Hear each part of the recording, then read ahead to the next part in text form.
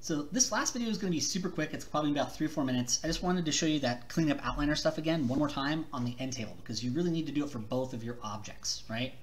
So in this case, my bed's still open, so what I can do is I can go File, and the project's already set, right? I can go File, Open Scene, and I can just bring an end table in, right? And what it'll do is it'll close this scene, right? And open the other scene up, right? Now, remember, to clean up the outliner, really it's the channel box layer editor. You don't have to have that open, but it lets you see that things are being cleaned up, right? So if I click on this, you see there's a couple of bevels, a couple of cubes, there's some transforms we did, right? So you see there's that history we've done, the bevels, the extrudes, right?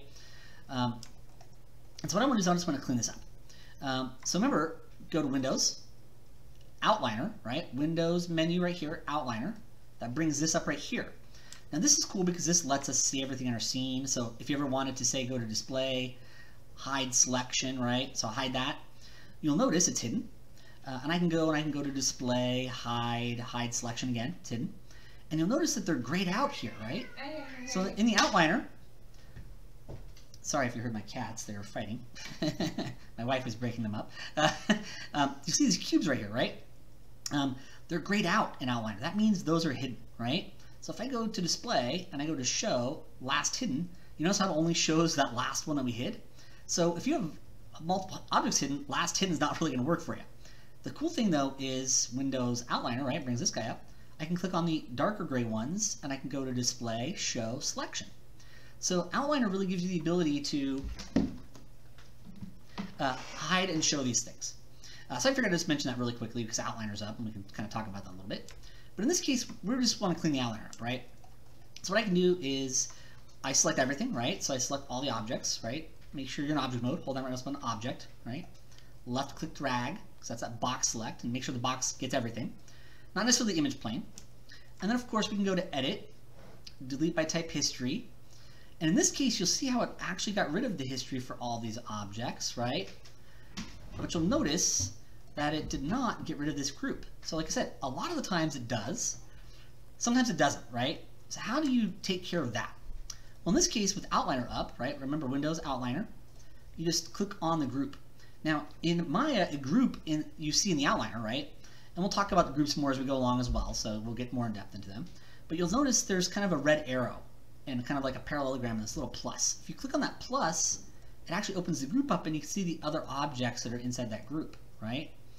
So in this case, even when you select all objects and you go to edit, delete by type history, usually it'll get rid of all the groups, but sometimes it won't. So the way you get rid of a group on your own is you just select the group itself, right?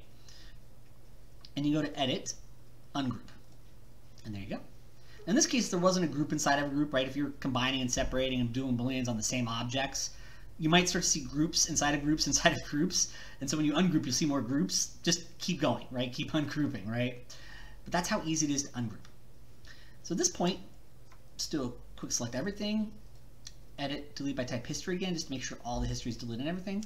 Also remember, we want to freeze transforms, and I waited until all the groups were undone, right? No more groups. So now we can go modify freeze transformations. And remember, that just resets those to zeros, ones, and that's just nice for when you give it over to other people, although sometimes it'll be useful for you because, you know, it'll be easier to say, hey, I want this to be moved over 2 units, right? You don't have to figure out what that is based on, like, if the number is 1.3987, right? If it's 1 or 0, just type in 2, right?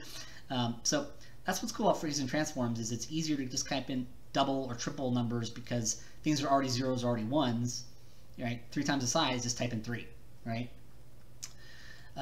So there we go. And then, of course, you'll see everything's got their transforms frozen. Everything's got their history deleted. And then we just kind of can relabel these, right?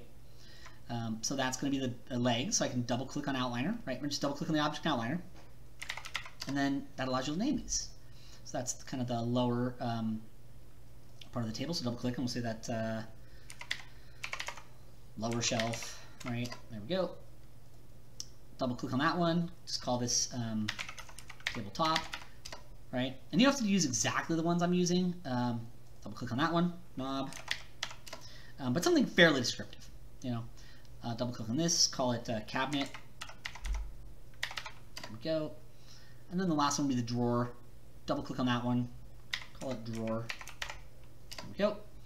And there's our cleaned outliner. And these are important because you don't want history bogging your scene down. You don't want transforms to be have number values in there because it's easier to kind of, like we said, double or triple stuff or move stuff around easier to whole numbers with this.